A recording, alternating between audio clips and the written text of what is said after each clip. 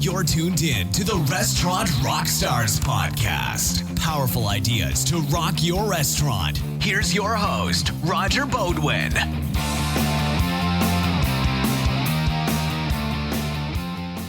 Welcome back, Rockstars. It's Roger once again, and thanks for tuning in. You know, these are crazy times, so we've never seen this kind of devastation before to our industry.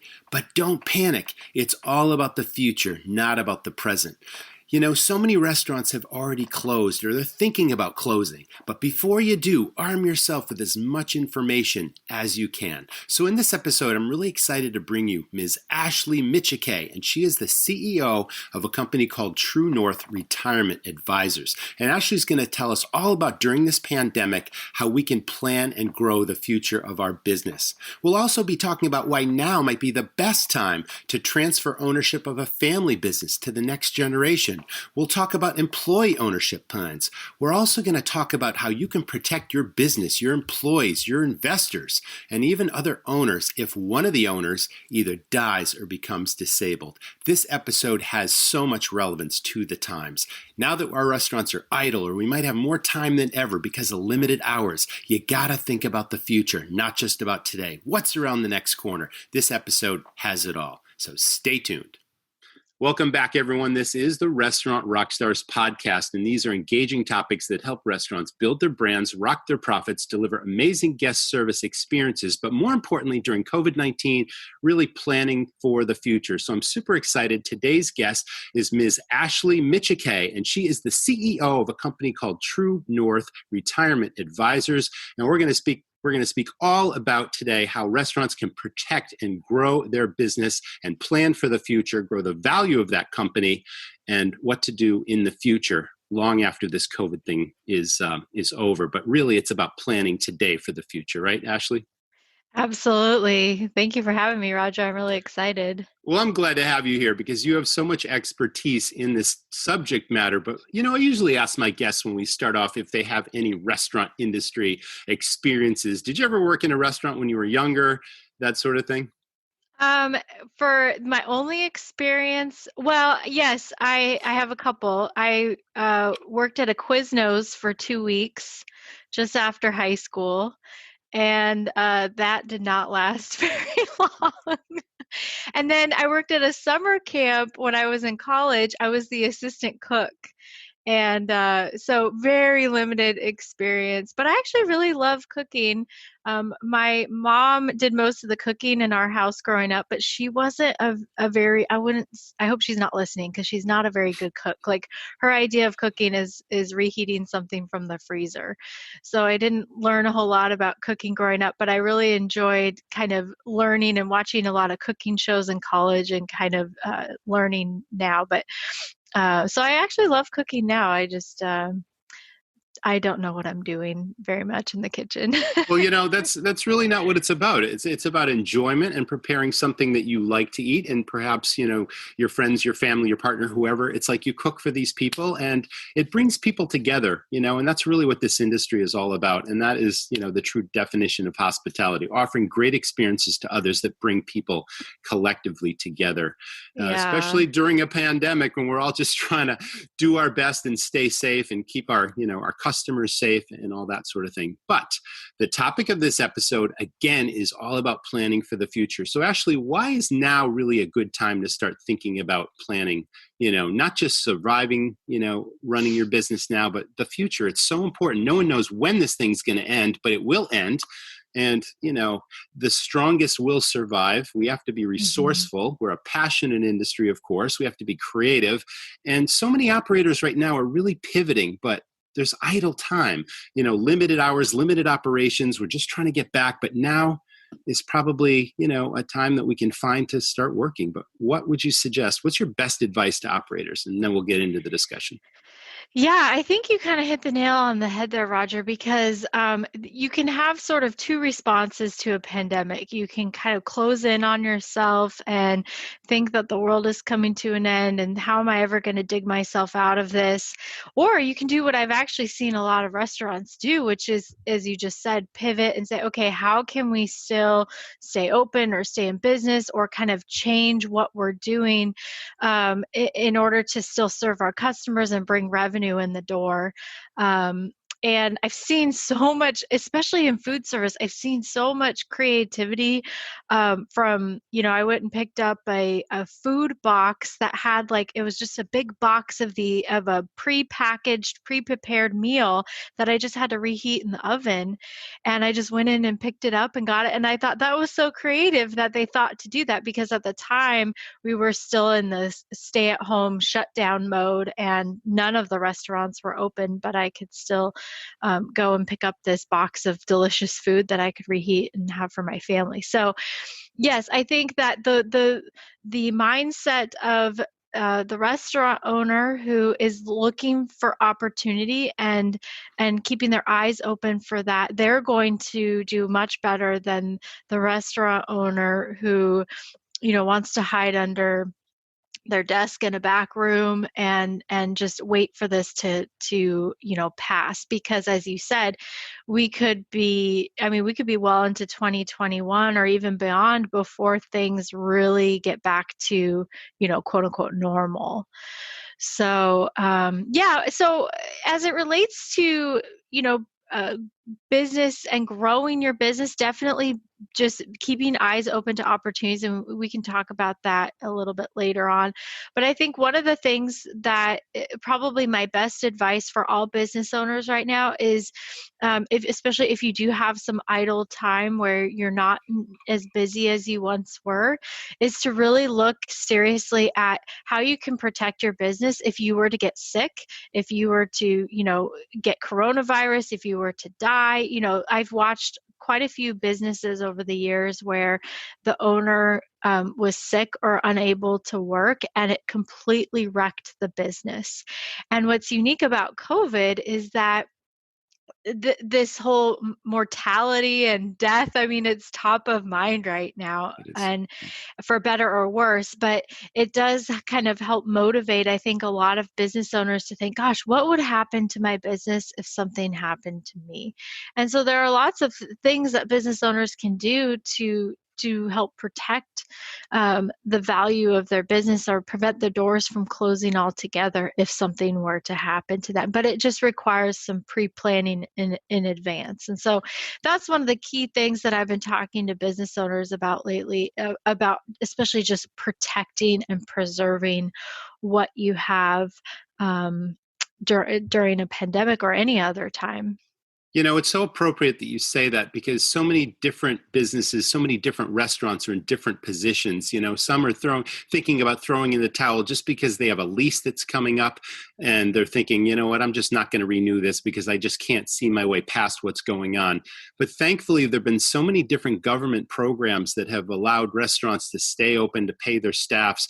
There's been economic injury disaster loans that restaurants have qualified for. And you got to be resourceful. You got to reach out for all these things. And obviously that's step one, putting your position as long as you think you still have a viable business and not giving up, digging deep.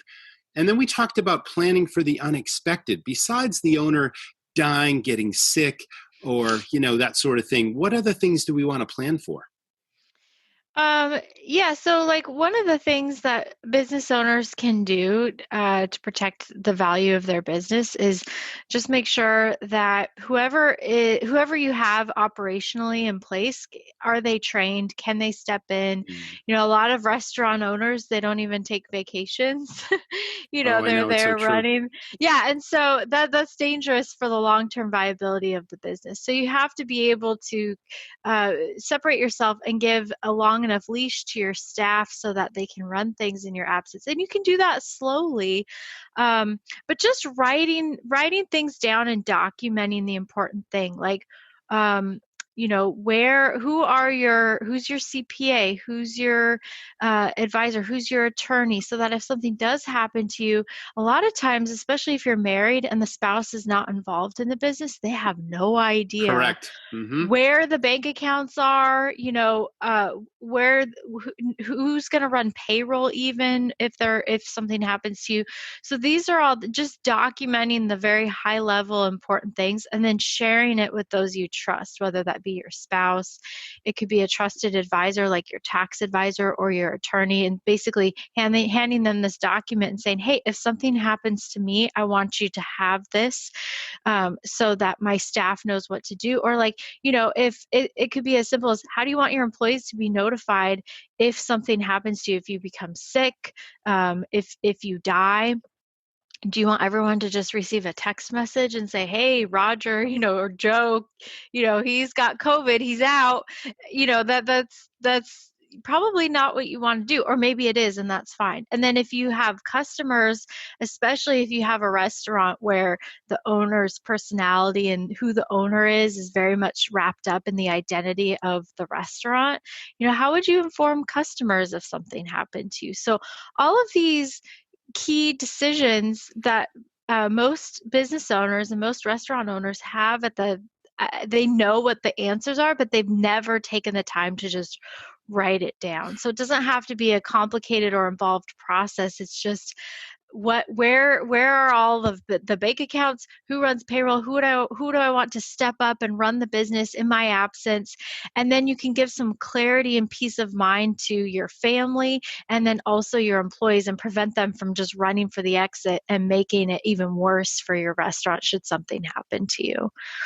I love what you just said, because it speaks volumes of the way restaurant owners should just chip away at the important documentation because of the unexpected happening. And now we're talking about putting necessary systems in place so that the viability of the business can go on, that there is always a plan B.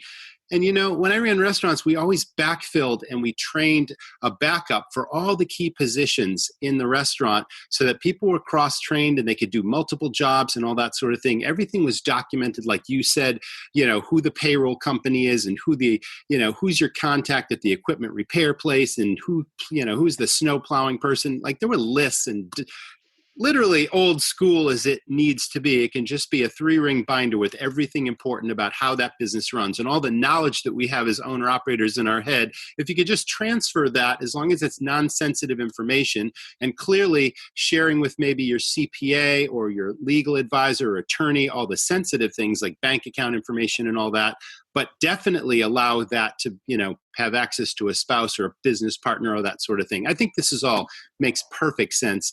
And I guess we can't emphasize enough that it does take time. It's not complicated, but there's so many details to running a restaurant. And literally, you can spend 15 minutes a day just jotting stuff down and then compile this over time before the unexpected happens. I think that's really sound advice. Yeah. And we have a document, kind of like a template document that we use to guide our clients through this so they don't forget things. And so because most of it's in your head, you can do it in like an hour or two, just sitting down and focusing on that. So write that down. Yeah. So if any of your listeners want the template, I'm happy to share it with them. They just would need to email me, and you can email me at ashleym@truenorthra.com, and I can send you the template document and you can use that to work from. But, it's as simple as like, if you have insurance, where are those insurance policies kept? If you have a business partner and a buy-sell agreement, where is that kept so that whoever kind of receives that binder can just go through it and implement all of these things right away, especially if usually it's going to be a family member who's stepping in that kind of crisis period, and say, okay, well, Joe is Roger's business partner and they have a buy-sell agreement and it's in the safe deposit box, and I'm going to go read through it and look at it and see what needs to happen in the case, because usually they will address, what happens if someone dies or becomes incapacitated. But just where those copies of those important documents can be found, and hopefully they're not spread all over or, in somewhere that's not secure. But then also like instructing your spouse about, what do you want to have happen to the business if something happens to you and you can no longer run it? Do you want to try to sell it to another employee? Do you want to sell it to, are there other restaurant owners maybe who have approached you in the past? Like just listing kind of potential interested buyers. Again, so if you're married, your spouse knows, oh, so-and-so down the street has talked to, my husband or my wife several times about wanting to buy this business, I'm going to go to them first. And so a lot of times you can really kind of bridge that gap between this crisis that might happen if something happened to the owner. So I think just to kind of summarize, with COVID, one of the beauties of this time is, or bright spots in this difficult time is that there are bright spots. There definitely are. It makes, it forces all of us to think about, everybody I'm sure has thought about what would happen to my business if something happened to me, or, what would happen to my family, or, it's because it's a scary time, but that's kind of like the little, stick in the side that says, okay, motivate me to actually do something about it. Because when times are good, when things are going well, and you're super busy working in your business, this is one of those important but not urgent items. And so it just gets put off. But now is a great time to just stop putting it off and make sure that you document those most important. We call basically what's called business continuity instructions. If something happens to me, how does the business continue? Who I'm providing instructions to that trusted person to implement on what should happen to the business once I die or become incapacitated. Well, first, I want to thank you for giving us the, your email address, because I think it's a huge service for you to provide the template to people. I'm going to put that in the show notes to the episode. But you also triggered a thought, because it probably happens on occasion when, an owner dies, there's no partner to take over. The spouse knows absolutely nothing about how to run that business. Suddenly they're in this dilemma where, oh my gosh, what do I do with this business? And this is all the more reason why restaurants should join their state restaurant or hospitality association, because suddenly there's a network of people with a board of directors that'll literally help you through this time and network that business. And just by word of mouth, you could find someone that would be willing or would want to, be interested in taking it over, purchasing it, leasing it from you, whatever. And you may never know this resource exists if you don't join that association. And there's so many other benefits besides, but every state in the country has a state association, and their primary, mission is to help operators with their business and, to lobby for positive legislation and against negative legislation affecting business, all these things. So I'm glad you brought that up. Let's move on, because you're also an expert at valuation of businesses. And that is a critical topic right now, because a lot of business owners have absolutely no idea, unless they've got an MBA in finance or they're a CPA or whatever. How would you begin if you've never been through the process of valuing a business if you wish to sell it someday? And we're not necessarily talking about now, although some business owners may be desperate to get out now. It's something you need to know. But essentially, how can we value our business in 10 minutes? Yeah, so that's usually where I start the conversation with working with my business owner clients, is we talk about, what is the value of your business? Do you know the value of your business?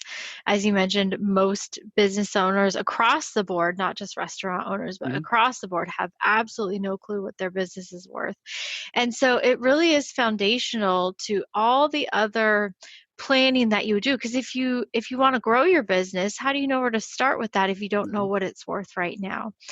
So one of the things that we do with our clients, and I offer it to anybody who wants to do it, I don't charge for this, is we subscribe to a software service that has 50 million businesses across all different industries in their database. And so if you enter some really high level data about your restaurant, so revenue, what your income is, accounts payable, accounts receivable, these are all basic, bookkeeping line items that most business owners have at their fingertips. So you won't have to pour through like 3 years of tax returns or pay somebody $10,000 to value your business for you. You can get a very good estimate of business value just with about 8 pieces of information. That's fantastic. Yeah. And so revenue and pre-tax income, and then knowing what your industry is, those are the three main drivers of value, because every business is valued a little bit differently depending on what the industry is.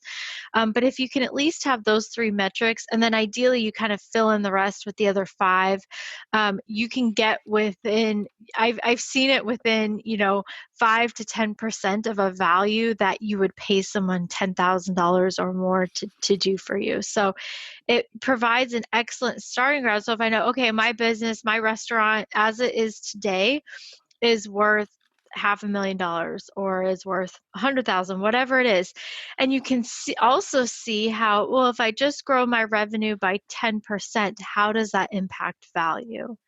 And then you can start making some decisions about, we do exit planning with our business owner clients. So it's mainly focused on kind of the tail end, the last 5 to 10 years, where a business owner is really thinking seriously about selling their business or transferring it to another employee or group of employees, or passing it out. A lot of restaurants are family businesses, so there's some unique considerations with family businesses.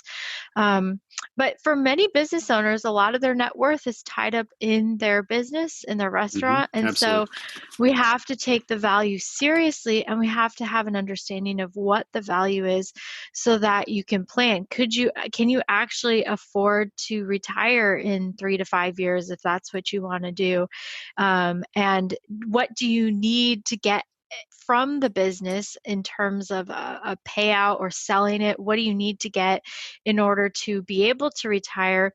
And does the current value of the business reflect that, or do we need to grow the value in order to kind of plug that gap? So just understanding what the business is worth is just foundational to all the planning that comes after to try to grow the value, or to look seriously at a potential buyer or transferring it to a family member. These are two details that I want to get into in more, depth in just a moment, but you're triggering more thoughts about more systems, because a business obviously is valued much greater if it's a turnkey operation with a steady, staff, an existing clientele of loyal repeat business. That's called goodwill, of course. But I mean, if you've got your systems down, there's so many restaurants out there that I'm aware of, that I speak to, that I consult with. They don't take regular inventory. They don't know what their true food, beverage, and labor costs are. These are all simple systems, so they don't know, they might be busy restaurants, but they wonder why the bank account's not growing. If you really dial in these systems, it just increases the value of a business to a potential buyer. If you can show them this information, that all these things, not just the documentation we talked about before, but are you controlling your costs? Are you in what I call your sweet spot? Do you have a steady labor force? Are they happy? Is the morale strong? Like, all these things just add to a business's value. Mm-hmm. Absolutely. Yeah. You have something to add to that? Go ahead. Well, and I think the biggest problem for most business owners, but maybe especially in restaurants, is that if the business relies on you or revolves around you, Right. it is very detrimental to the value. So a good litmus test is you should be able to go on vacation and not worry that you're going to come back to the place being burned down or something. You know what I mean? Yes. And so, No question. Empowerment. Yeah. So, having the right employees, having good employees, having people in place, management that you trust, that needs to happen, especially if you want to sell your business, because it's very detrimental to value if the business is basically you. If the business, yeah. So, that's a pervasive problem among all business owners. And, if it's like, I'm this way too. If you want something done right, you do it yourself. And it's hard too. It's not an easy solution.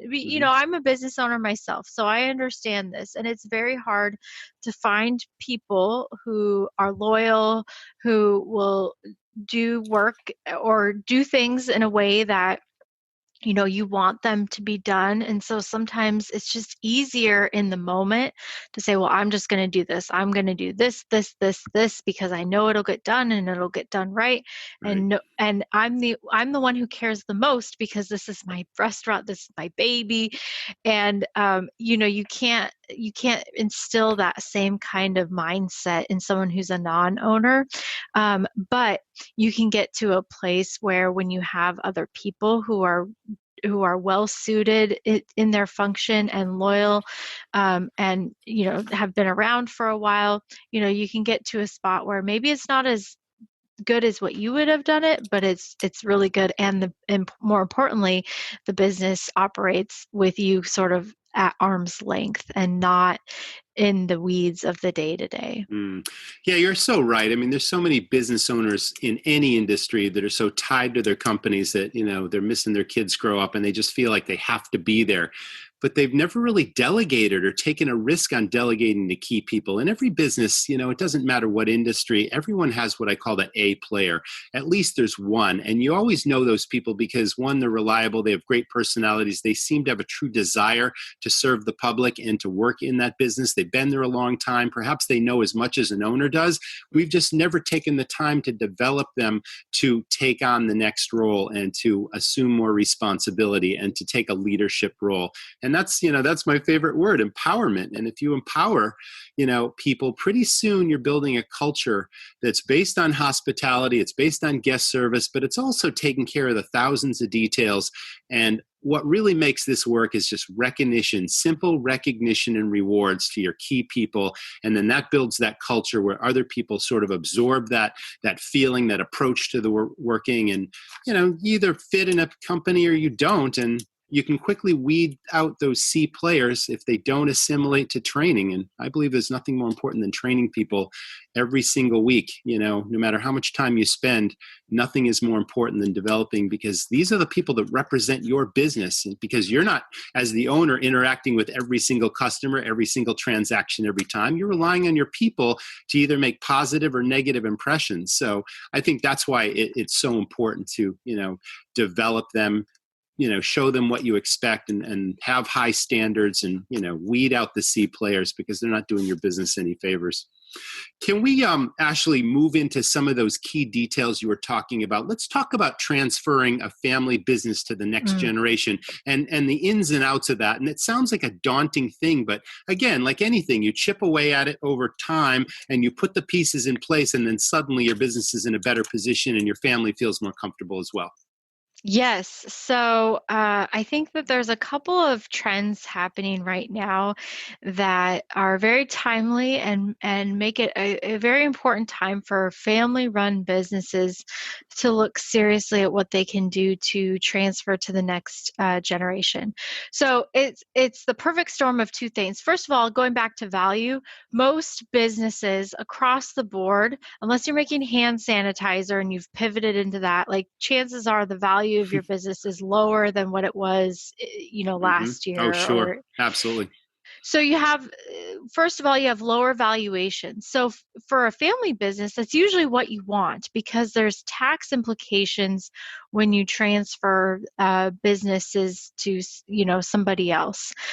But in a family business, what you can do is you can gift part or all of that value. And because of the the lower valuation, there's less. So if your business was worth, $500,000 6 months ago, and it's worth, maybe 300,000 today, so you have the lower valuation, less will be counted towards your taxes when you transfer that. But then the other thing is too, right now, for estate and gift taxes, there has literally never been a better time to gift assets, whether that be a restaurant or real estate property, investable assets. There has never been a better time in history to give money to the next generation, because if you are single, you're not married, over your lifetime right now, you can gift over $11 million of your estate to the next generation. So even if you have a really large, multiple location family restaurant business, it's worth many, many millions of dollars. You can actually transfer that in a family business to the next generation tax-free. Because that lifetime gift exemption is so high. That's what it's called. It's a lifetime gift exemption. If you're married, it's double that. So you're looking at in the ballpark of $23 million that you can gift without paying a single penny of taxes on that. That's amazing. Okay, who would know? That's great to hear this advice. Keep going. This is great. So, but there's a clock on this because. So if I go back, and I'm just looking at my notes here. So if you go back to 2007, the lifetime gift exemption, it was still pretty high, but it was only 1 million. And it's gradually gone up.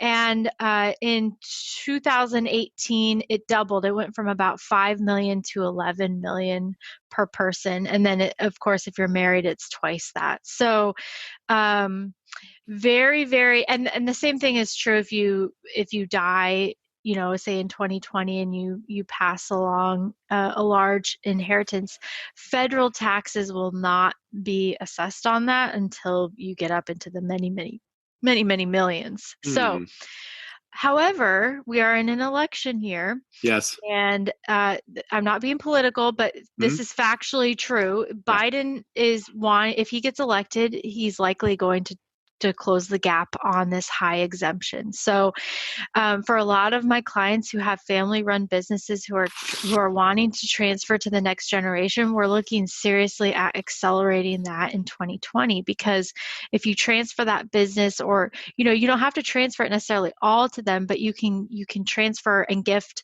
a significant amount and potentially reduce your taxes. And in the future, the government, even if the rules change, they can't come back and say, oh, you can't, we're going to tax you now. So it's called a clawback. They can't, it's written into the rules that they can't do that. So,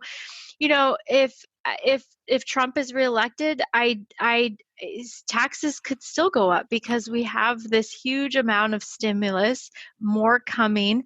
We have a $26 trillion debt load in the United States right now, national debt. And taxes are a very convenient way for the government to pay down that debt. So regardless of who's in the White House next year and over the next 4 years, I think this window of opportunity could possibly be closing, but especially if Trump is not reelected and Biden becomes president. He has stated in his in his campaign and what he is campaigning on, that he's gonna close some of these tax treatment loopholes that exist. I don't know that I necessarily call them loopholes, but it's very, very favorable to wealthy individuals and people who have high estates, and that's not very popular, especially with a lot of politicians and people on the left. So they're gonna this lifetime gift tax exemption, I think, has a big target on its back. So for a family-run business, the combination of lower valuations and low taxes, especially for gifting assets, makes 2020 a very prime time, probably never better than right now to transfer assets to the next generation, if that's your plan. Well, just under 5 months to take action on that, but I think that was excellent advice and really, poignant information based on, the reality of the election and what could happen. So thanks for sharing that. Let's pivot, because that is such a popular word right now, with people pivoting their business and changing their business models. There's also the opportunity to transfer ownership to employees. And, I think I've seen more and more of this lately. You even see it on signs of businesses, an employee-owned company. What are the ins and outs and the pros and cons of that route versus, transferring ownership to a family member? How would you begin? Is it something that you should look at? I mean, what are the benefits and what are some of the negatives? Yeah, that's a really good question. So a lot of business owners, I think most business owners, if they have that next generation owner, in the family, that they want to keep it in the family, as part of the legacy. And so, but sometimes it can be hard, but you have to look realistically at the next generation. Do they even want to own the business? Of course. Are they capable of, you don't want to set that next generation up for failure. So sometimes you either don't have anybody who is interested in running the business within the family, or anybody who is truly capable. But inside transfers, both family and employees, I think well, first of all, that's how the vast majority of businesses across the board are transferred. They're not sold to an outside third party. I think as much as like 2/3 or maybe even 3/4 of all businesses are transferred internally, either to another employee or a family member. So one of the benefits of transferring to an employee kind of goes back to what we were talking about before, because dangling that carrot of ownership can get an employee to start acting like an owner. Yes. And you don't have to transfer, like hand them the business overnight or sell the business in one transaction. You can gradually either bonus or sell the business to that next generation employee. So one of the things that I see that works really well, that incentivizes employees to contribute and grow the value of the business, and also keeps them around and keeps them loyal and grooms them for ownership, is that, if you set benchmarks, if we, and every business is different, but like, if you hit this benchmark and this benchmark and this benchmark, and our revenue is X, then you'll get a bonus of ownership instead of like a cash bonus. You can also bonus ownership in the company. And you don't want to do that for like every employee, but you want to do that for the people who you've identified as someone who is seriously interested in taking over this business. You can also sell it, sell a small portion to them over time. It's more affordable for them to do it that way, because, especially if your business is worth $500,000 or more than that,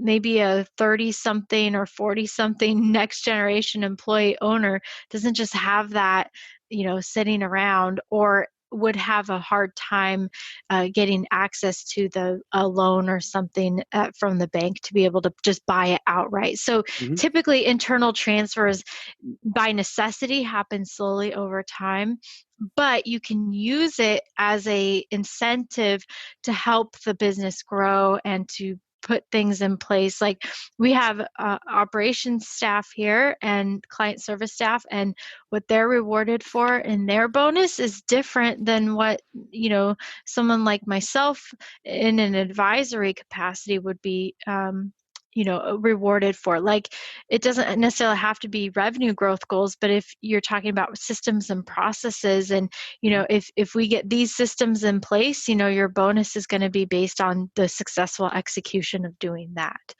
And so you can start off with, cash bonuses and see how that incentivizes people. And then as you begin to kind of pinpoint and pick out who has that sort of capability of wearing the ownership hat, then having some conversations with them about, how they feel about ownership.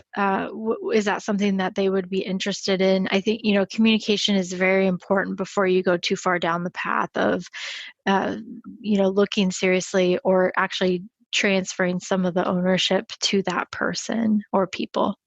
Well, this is amazing. It's been a wonderful conversation, and I can't thank you enough for all the amazing, insightful advice that you've provided our audience. And this is such an important topic. So I can't wait to share this, Ashley. Thank you again for joining me. Thank you. And I just want to real quick before I go back. So anyone who wants to value their business and wants that 8-point checklist of the information to gather, if you go to truenorthra.com/value my business, that is where you can find access to the checklist, and then unlimited access to the tool to value your business as well. So that's available to anybody who wants to see what their business is worth. That's very generous of you again. And I'm definitely going to share those things in the show notes. And I want the entire audience to go right to it because these are free resources that you've been kind enough to share. And they're definitely going to help you with future planning of your business. So thanks again, Ashley.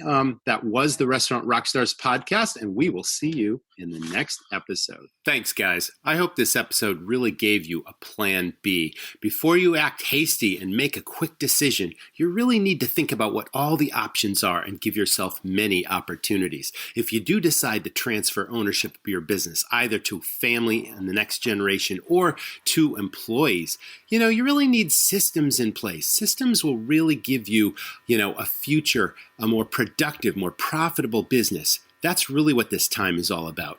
During idle time, plan, strategic think, and put systems in place that'll really improve your business.